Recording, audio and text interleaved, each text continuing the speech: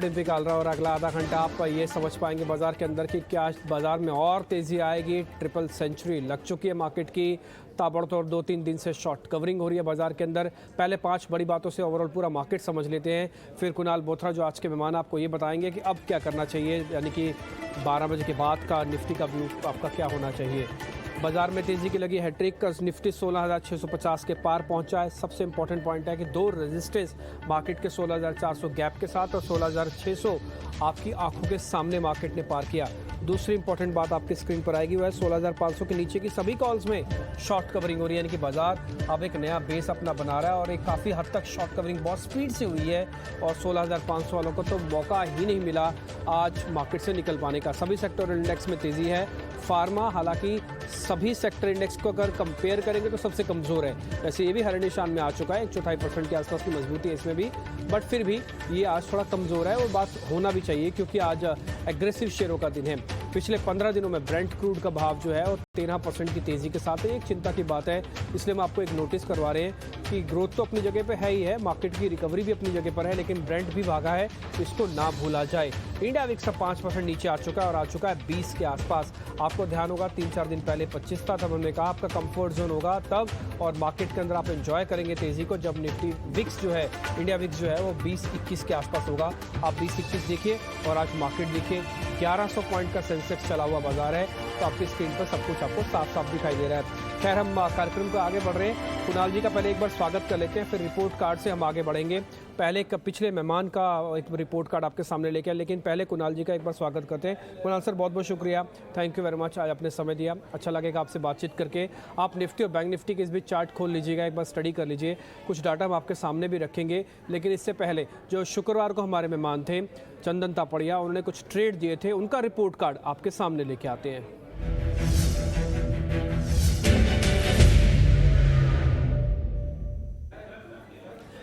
जब last session हो रहा था तब एक शॉर्ट कवरिंग मार्केट के अंदर काफ़ी अच्छी देखने को मिली थी, इसी का हमने एक सहारा भी लिया था। चंदन से बैक टू बैक हमने काफ़ी सारे शेयर्स पता किए थे, उन्होंने कहा दीपक नाइट्रेट चलेगा। आज आप देखो दीपक नाइट्रेट F&O की शीट के अंदर पहले 10 शेयरों में से एक है, जिसमें परसेंटेज गेन में आपको दिख रहा होगा। PVR उनकी लिस्ट में था, 4% चला ये शेयर। ये शुक्रवार के वो सारे सौदे हैं जो कि चंदन ने आपको दिए थे। मारुति सुजुकी आज उस दिन जब ट्रेड हमारी बात हुई थी तब ये 7891 का था, आज इसने 8000 का हाई भी बनाया है, 3% का गेन। और बजाज के दोनों शेयर, बजाज फाइनेंस और फिनसर्व दोनों अच्छे चले हैं, 2.5% का गेन यहाँ पर भी है। रही बात निफ्टी बैंक निफ्टी को लेकर, वो कह रहे थे कि शॉर्ट कवरिंग और आ सकती है, 16,400 तक का उनका टारगेट भी था, तो वो भी लिस्ट में आप जोड़ सकते हैं, हालांकि हमने लिखा नहीं है।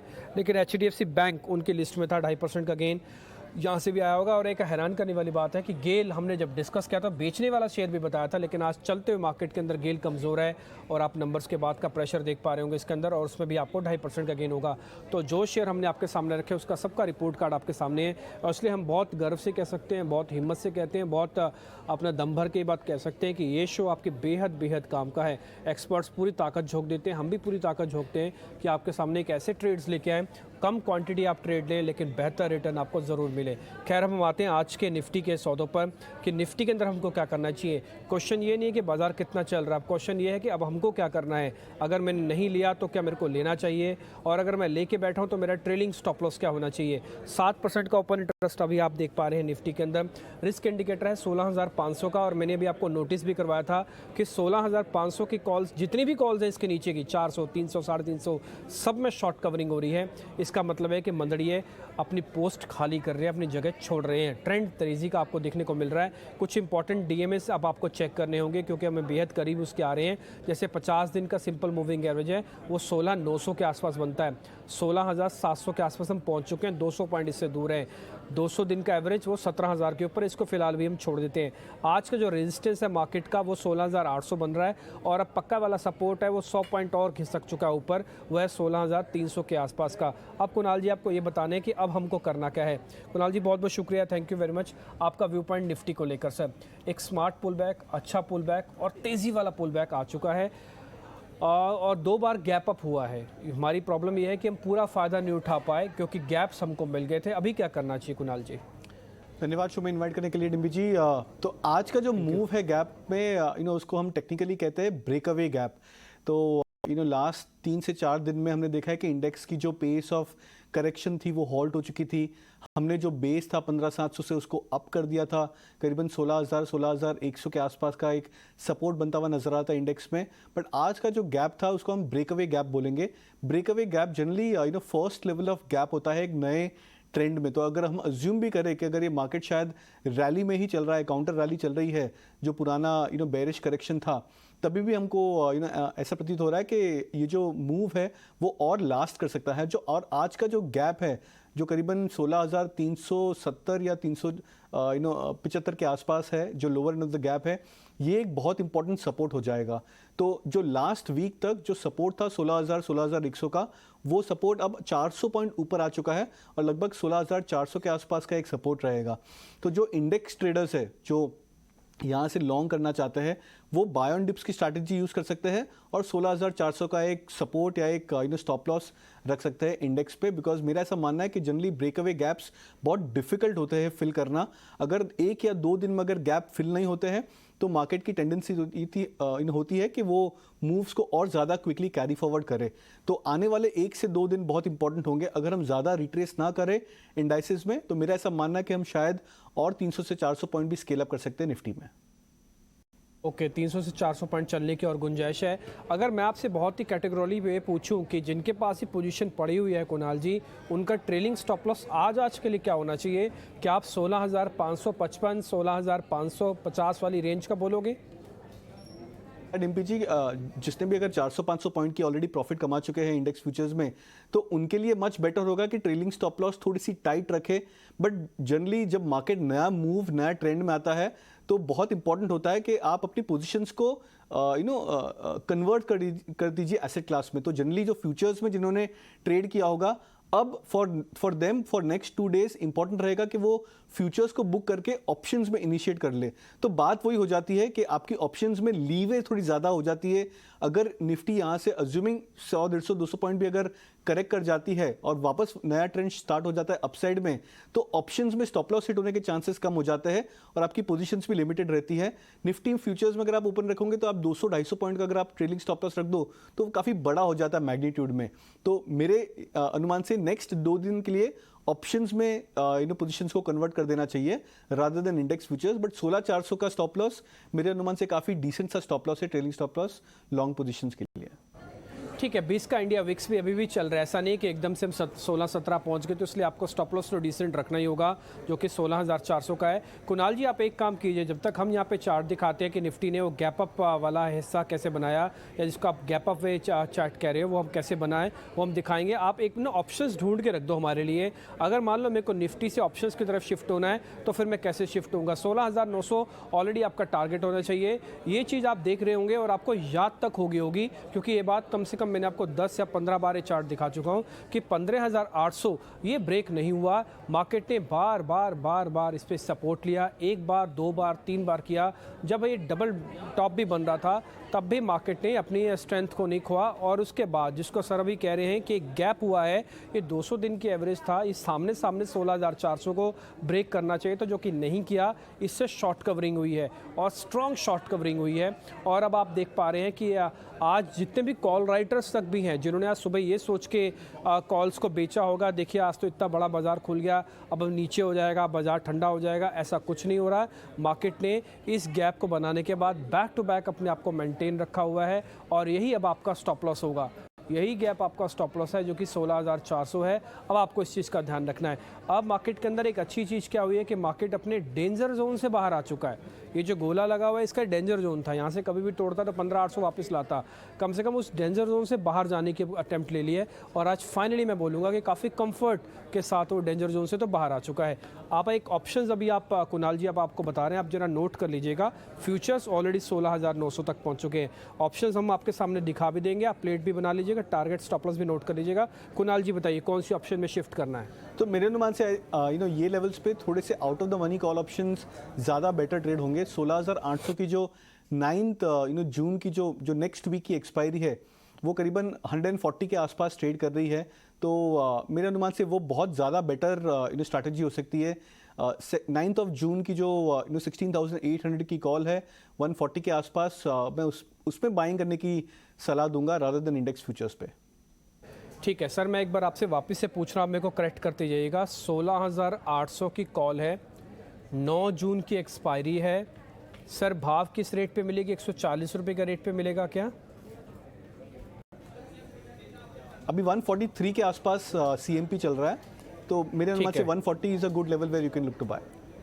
अब आप मेरे को स्टॉप लॉस और टारगेट भी बता दो सर। तो इसमें अगर आप ब्रॉड स्टॉप लॉस कोई रखना चाहे तो करीबन 75 का स्टॉप लॉस रख सकते हैं। और अपसाइड में मेरे अनुमान से अगर मार्केट की मूव बिकॉज ब्रेकअवे गैप के बाद में, जैसे मैंने पहले कहा, अगर 2 दिन तक मार्केट करेक्ट ना करे तो पॉसिबल हो जाता है अनदर 300 to 400 पॉइंट्स अपसाइड भी आ सकता है। तो उस लिहाज से इस कॉल ऑप्शन की जो टारगेट रखूंगा वो करीबन रखूंगा मैं 275 से 300 के आसपास। तो रिस्क रिवॉर्ड 1:2 के आसपास रहेगा, but chances of upside is much higher options में बैट करना। 140 पे बाय कर सकते हैं इसको, 75 का स्टॉप लॉस, टारगेट करीबन 275 से 300। 275 रुपये आपका टारगेट है, 75 रुपये आपका स्टॉप लॉस है, 140 में मिलेगी, 16,800 की कॉल है। इसको ना एक बार और @ करके 9 जून भी लिख दो, क्योंकि लोगों को कन्फ्यूजन ना हो कि कहीं 2 तारीख वाली कॉल तो नहीं है, चेक तो नहीं हो रहा, क्योंकि 2 तारीख अभी ओपन है 2 जून वाली। तो जहाँ पे 1600 900 लिखा है 140, उसको ब्रैकेट में कर दिया हमने 9 जून। ये 9 जून की एक कॉल है, 275 रुपये का भाव आपको टारगेट के तौर पर मिल जाएगा, 75 रुपये का स्टॉप लॉस है, 140 रुपये में लेना है। सामने सामने का वही रेट आ रहा होगा।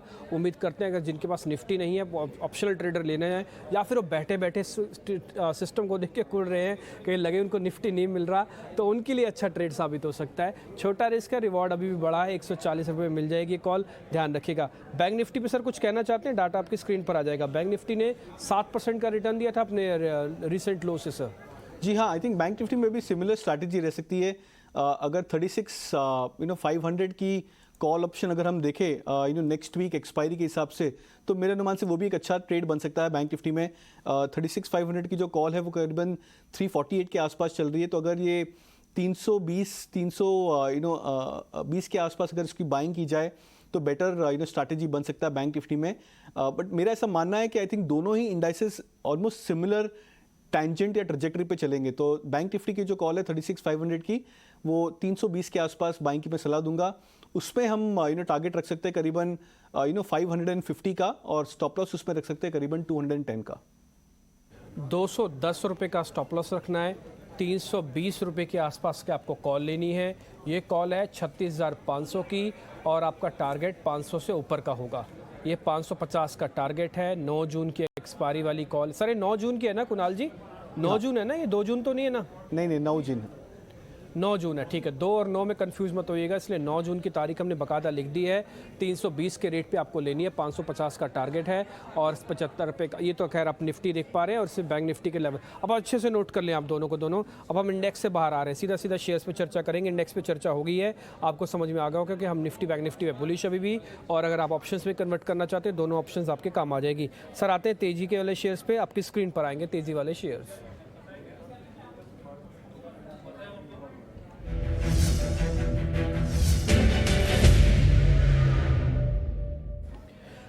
सर आईटी शेयर्स चल रहे थे, इसलिए आईटी का तो शेयर हमको लेना ही था। परसिस्टेंट हमको दिखा 6%, बिल्डअप भी काफ़ी स्ट्रॉन्ग है, इसलिए और चल सकता है ऐसा उम्मीद करते हैं। एक तो दूसरा इंडिया सीमेंट कंपनीज में भी बाइंग आई है, ऑलमोस्ट डी हाई पे आ चुका अब इंडिया सीमेंट। सर इन दोनों को एक बार चेक कर लो, थोड़ा लेट तो नहीं हो गए हैं? तो मेरे अनुमान से आई थिंक इंडिया सीमेंट्स में अवॉइड करूंगा डिम्पी जी। हालांकि स्टॉक आज बहुत ज़्यादा अग्रेसिवली स्ट्रॉन्ग लग रहा है, बट देन इसकी जो एक नेचर है वो है कि 1 या 2 दिन की रैली सस्टेन स्टार्ट होती है, बट सस्टेन नहीं हो पाती है, और हम देखते हैं कि जनरली स्टॉक वापस से करेक्टिव मोड में आ जाता है। तो ये एक इंटरेस्टिंग फैक्टर नहीं रहेगा इंडिया सीमेंट में।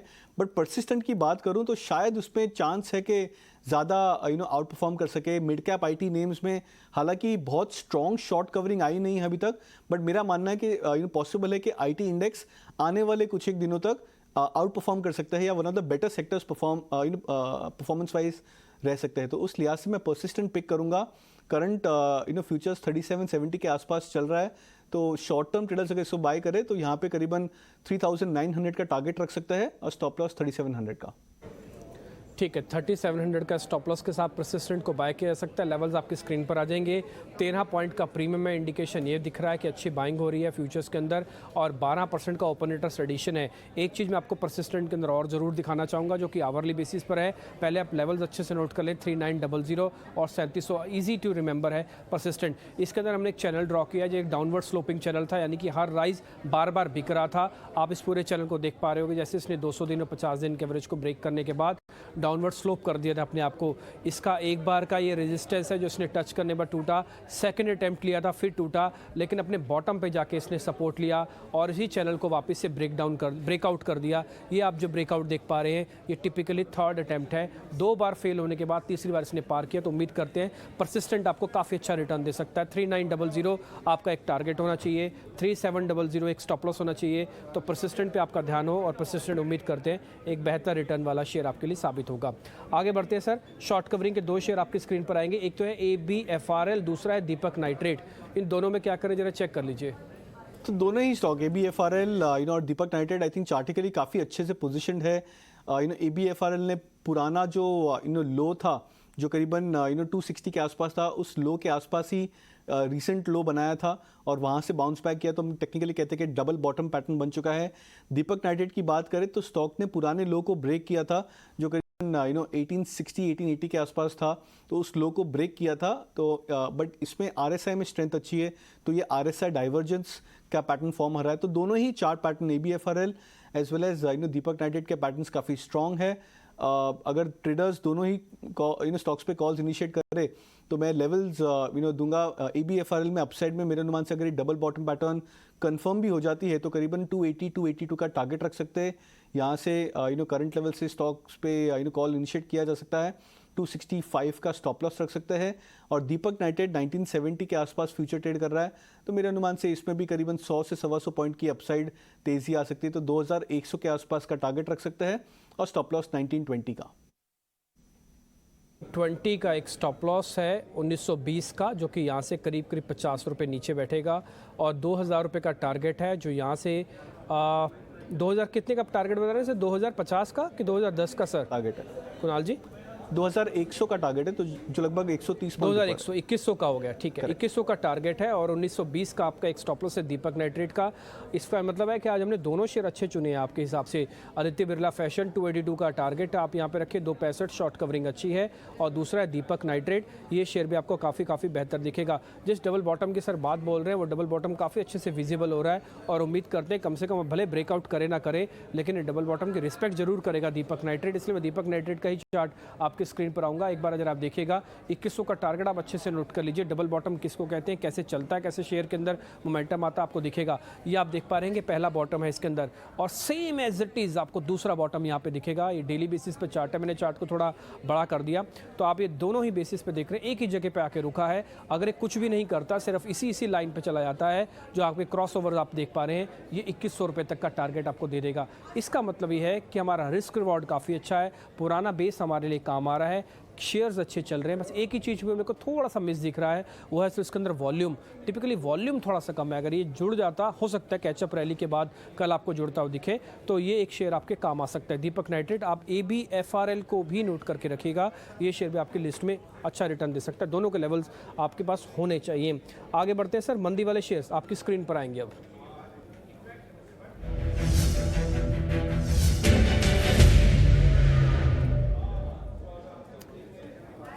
डॉक्टर लाल पैथलैब एक शेयर है जो कि एक दिन चला, लेकिन उसके बाद आज फिर से निराशा हाथ लग रही है, क्योंकि 3% नीचे आ चुका है। कल 9% चला था, यानी कि फ्राइडे को, आज 3% नीचे है, जबकि बाजार चल रहा है। JSW स्टील इसके नतीजे खराब है, 1.5% नीचे है। वैसे जितना गैप डाउन होना चाहिए था उतना तो नहीं है, रिपोर्ट्स भी खराब थी, बट फिर भी ये लाल निशान में है। सर जरा चेक कीजिएगा, डॉक्टर लाल पैथलैब, एक दिन की चांदनी फिर अंधेरी रात, कुछ ऐसा ही तो नहीं, वापस तो नहीं जा रहा है नीचे?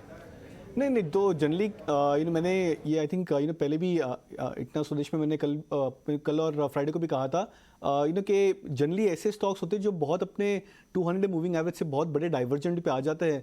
उनमें जो वेव आती है वो शॉर्ट कवरिंग की वेव आती है, जो 1 या 2 दिन लास्ट करती है, फिर स्टॉक वापस साइडवेज हो जाता है और अगर मार्केट की कंस्ट्रक्ट और स्ट्रांग हो जाती है तो इनमें फिर वापस से दोबारा एक राउंड ऑफ शॉर्ट कवरिंग आती है। तो जो हमने फ्राइडे को मूव देखा था लाल पाथ लैब्स में, वो शॉर्ट कवरिंग की वेव थी। आज हम देख रहे हैं कि शॉर्ट्स ज़्यादा पिकअप नहीं कर पा रहे, अपनी पोजीशंस को कवर नहीं कर पा रहे। वॉल्यूम्स भी अगर आप देखो, आज कैश साइड में वॉल्यूम्स भी देखो लाल पाथ लैब्स पे, तो ऑलमोस्ट 40% की वॉल्यूम्स है जो फ्राइडे की वॉल्यूम्स थी। तो ये भी एक इंडिकेट कर रहा है कि ये लो वॉल्यूम सेलिंग है लाल पाथ लैब्स में। तो इसको मैं फिलहाल अवॉइड करूंगा, बिकॉज मेरा मानना है कि अगर मार्केट की स्ट्रक्चर और इंप्रूव हो जाती है तो पॉसिबल है कि ये स्टॉक्स में वापस से एक बाइंग की वेव आ सकती है। तो इसको शॉर्ट करना थोड़ा सा रिस्की रहेगा ट्रेंड वाइज। जो सेकंड स्टॉक आपने बताया JSW स्टील, ये मेरे अनुमान से शायद अच्छा कैंडिडेट हो सकता है शॉर्ट करने के लिए, बिकॉज डॉलर इंडेक्स में कंसिस्टेंट करेक्शन आ रहा है। मेटल इंडेक्स में भी एक शॉर्ट टर्म का प्रेशर बनता हुआ नजर आ रहा है। पॉसिबल है कि JSW स्टील अपना पुराने लो को भी ब्रेक कर दे, जो करीबन 520 के आसपास है। तो अगर शॉर्ट टर्म ट्रेडर्स यहाँ पे सेल करना चाहे तो 520 का टारगेट रख सकते हैं JSW स्टील पे, और स्टॉप लॉस रख सकते हैं 544 का। ओके ठीक है, JSW स्टील को तो अगर आप बेचना चाहें तो बेच सकते हैं। ये आपके स्क्रीन पर लेवल्स आ जाएंगे। 9% के बिल्डअप के साथ आज शॉर्टिंग खुली है, इसमें 2 से 2.5% नीचे सेल कर सकते हैं। लेवल्स आपके स्क्रीन पर होंगे, लेकिन अवॉइड करना है अभी डॉक्टर लाल पैथ लैब को। अब इसमें कोई सौदा नहीं बनाना, ना ही तेज़ी का ना ही मंदी का।